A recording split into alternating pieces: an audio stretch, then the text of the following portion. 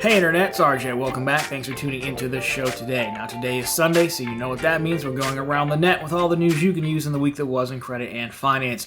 So a little bit of a shorter week, but on the docket for today, we still have some interesting stories. So we're going to take a look at Google Flights trying to be a little bit more competitive potentially. We have TSA and Clear potentially partnering up for a joint application, which is about time in my books. We have some TD rumors to take a look at and some Amazon Prime card changes as well. So of course, if that sounds interesting to you, then go ahead, press the subscribe button, and let's get to work. Now, our first story comes from Google Flights. Now, historically, Google Flights, it's a service through Google, obviously, where you can kind of search private flights, right? And I didn't know that people actually booked flights through Google Flights. I've historically used Google Flights to kind of like quickly price things out a little bit. Obviously, the prices could potentially be different if you go to the carrier site directly. But anyways, Google Flights is pretty popular for like your initial research. Well, Google Flights is now trying to get a little bit more competitive, and they're launching like a price guarantee feature. Basically works, you've seen features like this before, but basically how it's going to work is, if you book a flight directly through Google Flights and the price changes, they're going to monitor that, and then you'll be eligible for, a refund, that price difference, if you meet some specific requirements. So specifically here, it is important to know this feature is still in development and testing right now, but the flights must depart from the US. You must obviously book through Google all the way. The fare change must be at least $5 or more. You are, however, limited to only $500 in refunds per calendar year right now. And of course, there are no refunds for if you cancel a flight. Currently, Alaska, Hawaiian, and Spirit are the primary airlines bookable directly through Google Flights, is my understanding. But it is interesting nonetheless. So if you did this, if you got a refund, that refund will go to your Google Pay account. In addition to that, I think the points guys where we found the story at, they tried to find these flights, and they couldn't. Apparently, there's going to be a badge next to the flights that say, price guarantee or something like that, price monitoring. Most of this audience is going to do better going directly through the carrier because the prices are generally better, at least from my experience, again, but it's only really flying one main airline. Or you have a dedicated credit card that's only going to give you your points, loyalty program, your redeeming points, you name it for right now. But if you do book directly through Google Flights, let me know what that's like currently, and if you're interested in this feature. Obviously, we need some more details on it. And $500 in refunds probably needs to be bumped up a little bit, but we'll see. Now, if you're going to get on a plane, the fastest way to get through security is usually with TSA PreCheck or Clear, or generally a combination of both, right? TSA PreCheck, again, goes through the Transportation Security Administration. That's where you can leave your belt, your shoes on, stuff in your bag, that whole thing. It's much more expedited path through security. Clear is the one where they take your biometrics, and instead of waiting in the line to get the TSA person to scan your boarding pass and your ID, you just scan your eyeballs and you walk right in. Now, historically, these two lines, at least in all the major airports I've been to, they're right next to each other, right? It causes a little bit of confusion with people, but you'll have the Clear side right here, and you'll have TSA here. And the reason being is because no matter what, even if you go through Clear, you still are required to get a TSA screening. We can debate why they still do this to this day, how serious it actually is, but either way, it really makes Clear almost useless if you don't have TSA Pre as well, because if you didn't, then you're still going to have to go into the queue to, shoes off, belt off, that whole thing. And a lot of times those lines are, I think, actually separate. Usually at some airports. So anyways, TSA and Clear are actually partnering up to make a joint application for their services. We don't have a ton of information on this yet, but it is interesting. So let's take a look at what we do know so far. So again, TSA and Clear, right now they're separate memberships, but basically what Clear or TSA is going to do, because they're kind of in charge here, because again, they're the federal agency, if you will, they're going to authorize a few different companies. So Telos, Clear, along with their existing partner, Idema, probably saying that wrong, to be able to take applications, and so ideally you could then go and do both at the same time. Now again, we don't really know a lot about this yet, because again, Clear is $189, TSA PreCheck is like $75, $78, I think, and of course there's the Trusted Traveler programs that also grant you TSA Pre, like if you get Global Entry, you get it. I think Nexus will also get you. Nexus is actually the cheapest way to get all of them, because Nexus is like $75 or no, maybe it might even be 50, but Anyways, we don't really know how pricing's going to work. Because on one hand, you have one that's like, yeah, we're $75. It's actually very reasonably priced considering it lasts for 5 years. It's more than worth it. And obviously, you already know that most credit cards will cover it, once every 4 years.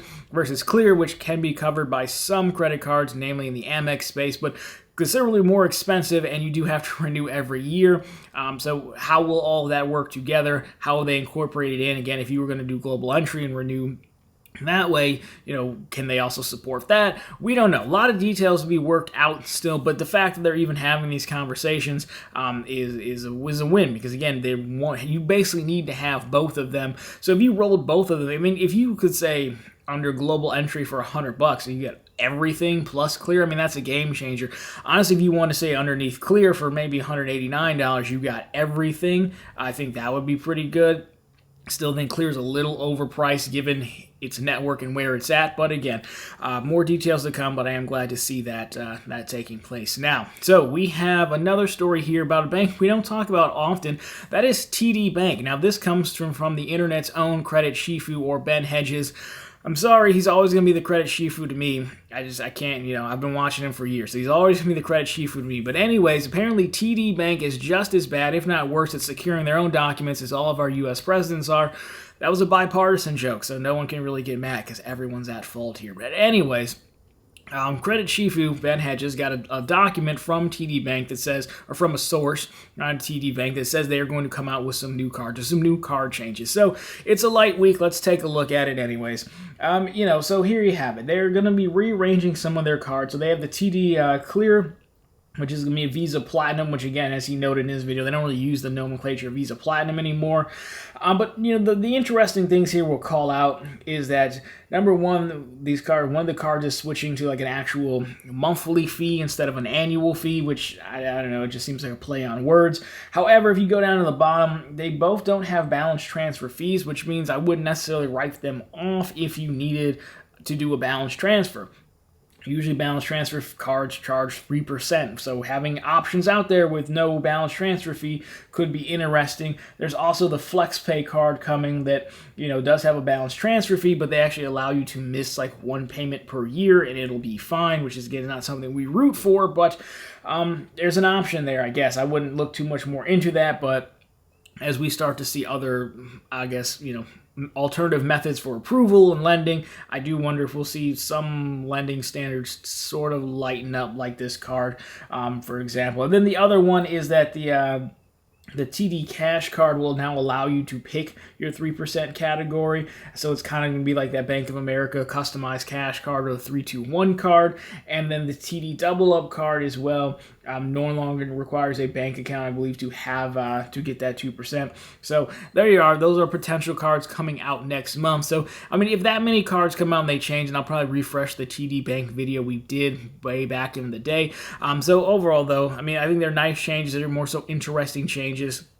Nothing else. I don't think they'll move the needle for most people, but it is nice to have another optional 3% card, I guess, and then to have no balance transfer fees on two cards. That is something just to keep in your back pocket in case you need it. Now, one more card that probably many of you do have and like, it's a fan favorite of myself included, is the Amazon Prime Rewards Visa card. So Chase and Amazon are rolling out some changes to this card. Nothing overly dramatic, but you still should be aware of it. So if you take a look at this, Proud Money, I believe, was the first one to report this, the first one I saw who had it.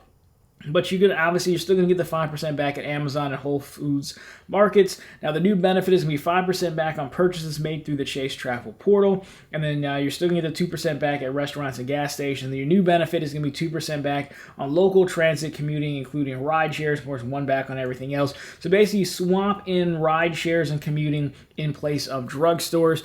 Overall, I don't think this is really that big of a deal either way. For most people, the showstopper is the 5%, and that's not going anywhere. The Chase Travel thing, I guess, makes sense because, why not? They can do it, and they're still trying to bring people fully integrated into their world. I get it. I think this is probably more of a push to get the everyday person, which this is probably a very popular card amongst regular people, I would guess. This is probably a push to get regular people to start using this card more.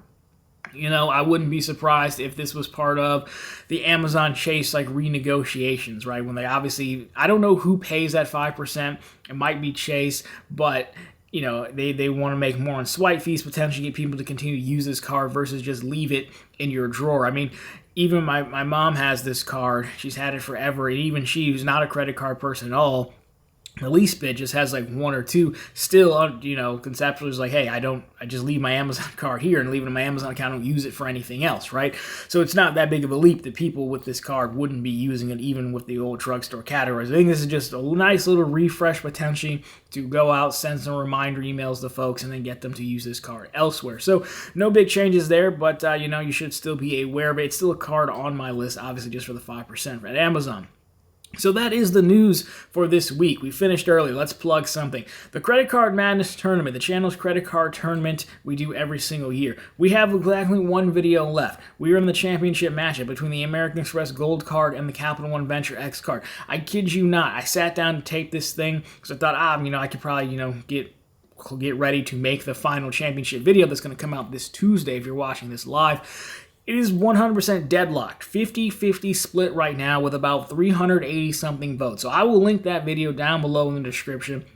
It's not too late for you to help, pick a winner. Either help Amex cement a dynasty with a three-peat or back-to-back for the gold card and a three-peat from being Amex cards, or get them upset by the number 2 Venture X card and have a new champion. It's definitely up to you, so I'll link that down below. It's a ton of fun. We'll be back on Tuesday with the finals and the championship to crown a winner, so definitely get out. Vote early, vote often, as they say in Texas. Anyways, guys, that has been the news and a plug for the tournament this week. So, of course, if you liked it, drop me a thumbs up down below. If you found it particularly interesting, consider subscribing to the channel. Again, we're posting content just like this every single week, and now, of course, every single day over on ProfitableContent.com, where we have all the latest news stories, credit cards, and bank bonus offers. Again, let me know down below what you think of these stories, especially the early on travel ones. If you use some of those services, you want the combined application. And as well as what else have you seen going on in the news this week. Love to get your thoughts on that. But anyways, guys, that's going to do it for this one. As always, thank you so much for watching, and talk to you very soon in the next one.